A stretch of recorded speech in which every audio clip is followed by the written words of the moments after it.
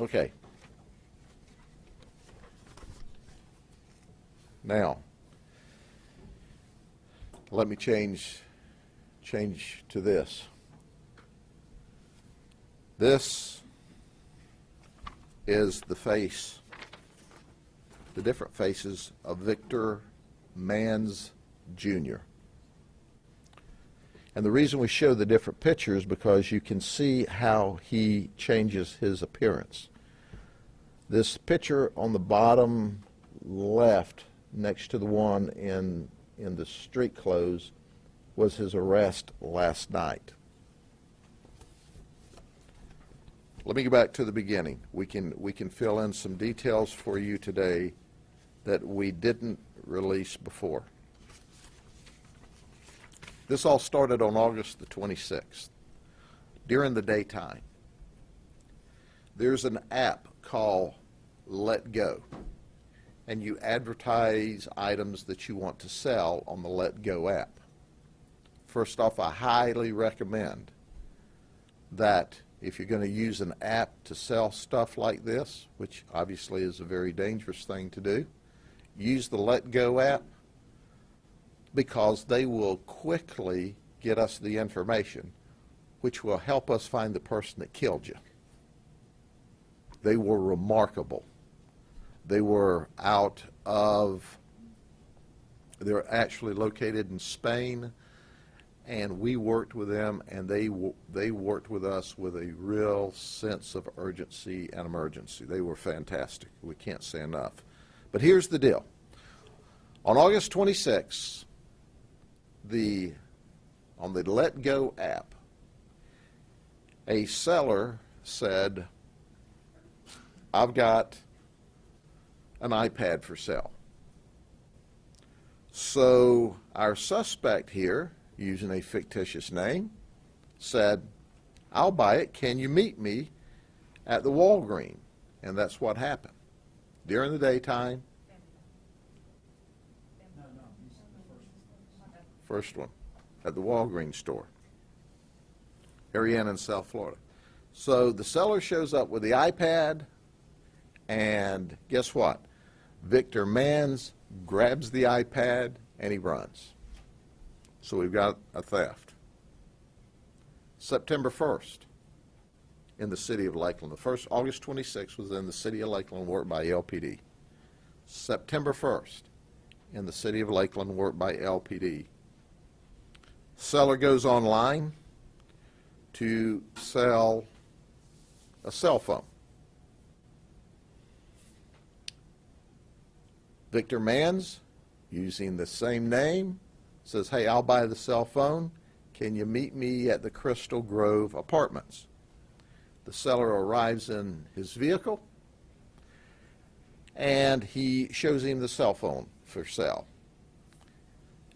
The seller, or our victim, has to move his car, so Victor Manns gets in the passenger side with him. They move the car from wherever it's sitting. At that time, Victor pulls a gun, and he points it at our victim, the seller, and says, "I'll take that cell phone, and by the way, I'll take your other cell phone that you're wearing." So at gunpoint, he robs our seller, our victim, of 2 cell phones.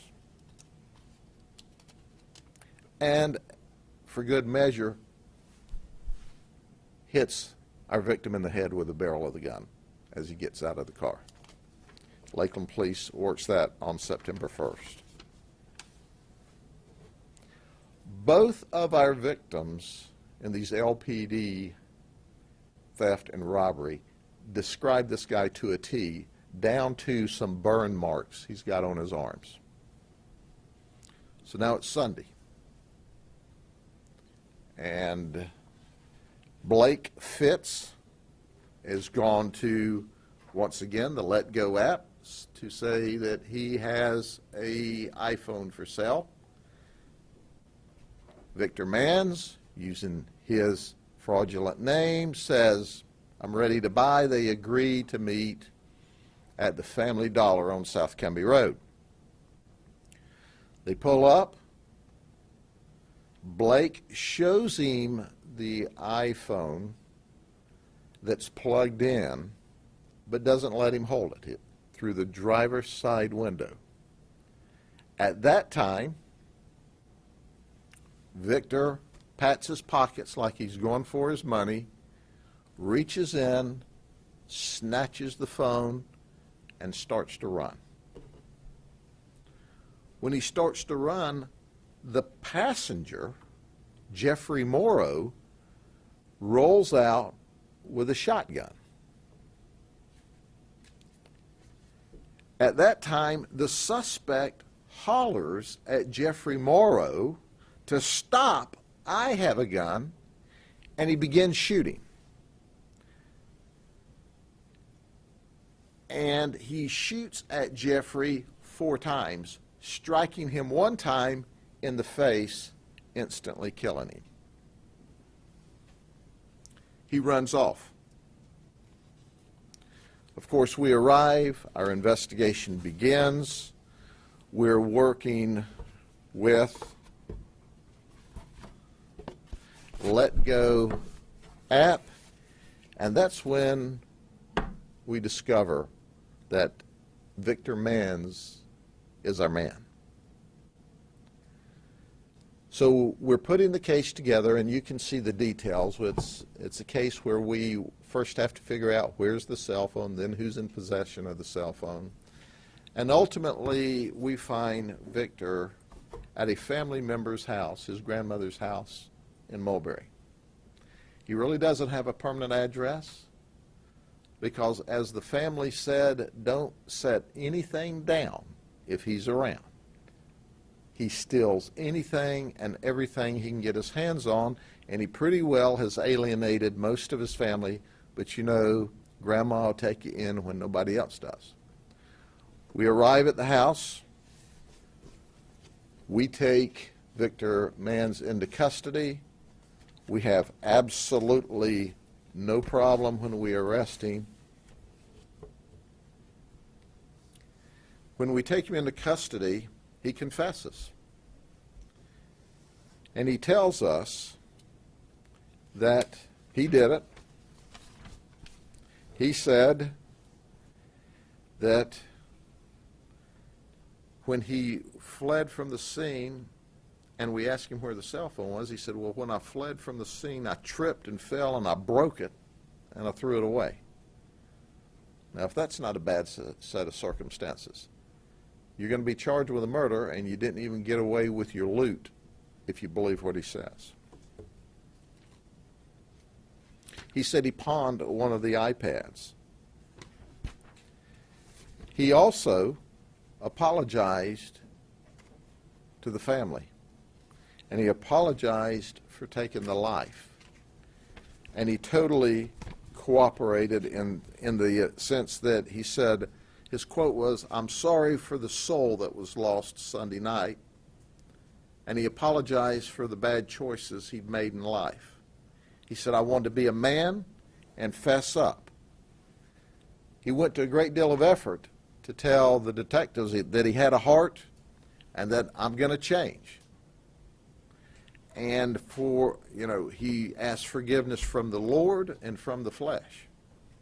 Well, it's never too soon or too late to ask for forgiveness from the Lord. It's never too early or too late to ask for forgiveness from the flesh. But that business about I'm going to change, he should have rethought that a long time ago. He didn't want to or admit that he was going to change until he after murdered somebody, until after he murdered him. So he's in prison or in county jail on his way to prison, ostensibly for the rest of his life for first-degree murder. We charged him with robbery. The city of Lakeland still will have robbery with a firearm, and we are currently tying up the loose ends of that investigation. But once again, our homicide detectives did just an absolutely awesome job, and we have a 100% solve rate for 7 years? 8 years. 100% solve rate on our murders for the last 8 years. They're good. So here's a clue. If you're thinking about murdering somebody and you want any kind of chance to get away from, don't do it in Polk County, because we have caught 100% of the murderers in the last 8 years. Just pack up your murdering butt and leave the county. Any other questions? Can you elaborate on how you identified him and working with It's all in the affidavits that we'll give you. It's so complicated it would not be of interest here, but obviously we had to go through IPs and identifiers of the cell phones, but it's just amazing. It is just amazing. And the work the detectives did and the sense of urgency they operated with was remarkable. But you could see him elevate. He went from a theft to a robbery with a firearm where he actually hit the person to a murder. We knew we had to operate quickly because we didn't know when he would strike again, and certainly he had nothing to lose at this point because he'd already murdered one person. And as you can see, he's known for changing his looks. The person we see here certainly doesn't look like the guy above him, but it's the same person. Sheriff, can you reiterate again, I know you talked about it before, but just what people should do when they're making an online sale transaction and meeting up with someone they don't know? First off, whether you're selling a product, which you show up with, or whether you're going to ostensibly buy a product and you're going to show up with cash, it always has to be buyer or seller beware. And the reason for that is you don't know who you're dealing with. It's a total stranger. You could be dealing with the next Victor Manns Jr., who's there to steal your stuff, to rob you and stick a gun in your face, or to hit you with a gun, or worse yet, to shoot you with a gun. Or you could be dealing with a rascal like old Perry here, who has a long, illustrious history and cares for no one but himself. If you're going to do this, you need to be in a safe location. And if you don't understand what a safe location is, come to any of our district stations or our Sheriff's Operations Center between 8 and 5, Monday through Friday. And I would suggest to you that most thieves that wanted to steal from you, rob you, or pull a gun on you just won't show up at the sheriff's office. I would suggest that most of the police departments offer that same exact service. But you've got to understand that when you're dealing with folks, there is a great possibility that every now and then one of them is going to be a crook out to take your money or either take the item that you show up with. Be careful. Be safe. Be defensive. Also, is there anything that could have been done to prevent this murder from happening in the first place if police were trying to figure out what was going on since about 10 days before? You know, I can't answer that question. You'd have to ask the city police department what they were doing with their investigation in the meantime. There's so many different twists and turns that could have been occurring. We just don't know what's going on there. But certainly the police department should be able to give you the chronology of where those investigations were. Anything else? So did Morrow and Blake know that this guy had a gun? Had he robbed them? No, they didn't. He did not display the gun when he reached in and snatched the phone. But the way they were parked, Manns had to run around the vehicle. So when he ran around the vehicle, that's when Morrow got out of the passenger side with a shotgun. And Manns says, "I've got a gun." Pow, pow, pow, pow, pow. Did Morrow get off the shot at all? Not at all. Did he bring the shotgun, and did he accompany his friend because they wanted to be safe? He obviously brought the shotgun, and it was loaded. But I would suggest to you, here's a clue. When somebody's wanting to buy something from you at 9:45 on a Sunday night in an empty parking lot, be suspicious. But if he brought the shotgun for security, he didn't use it, and he died. Did you say both the two previous robberies were daytime? Previous two were in the daytime. Same exact descriptions. When we showed our various witnesses the photo pack, they went, "That's him. That's him. That's him." There was no hesitation. When we tied all, and like I said, we got to tie the loose ends together, have a real solid case to include a confession. I think he's really remorseful that he killed the guy. But that's too late. He should have thought about the possible consequences and outcomes when he showed up to steal a cell phone with a gun in his pants. Is this the first time he's killed a guy? I mean, I don't know. First time he's killed a guy that we know of. Because we've solved all the murders here in the last 8 years. That's might have killed somebody someplace else. But his family says, don't set anything down. They say he just steals. That's what he does. And now he's in jail for the rest of his life. You said he had no fixed address. Where did he grow up? Did he grow up in Polk? He grew up in this area, as far as I know, for...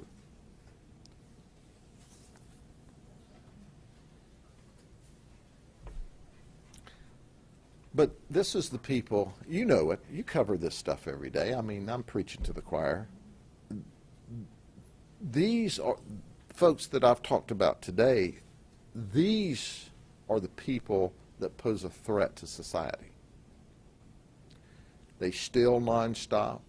They rob nonstop. They're not normal America.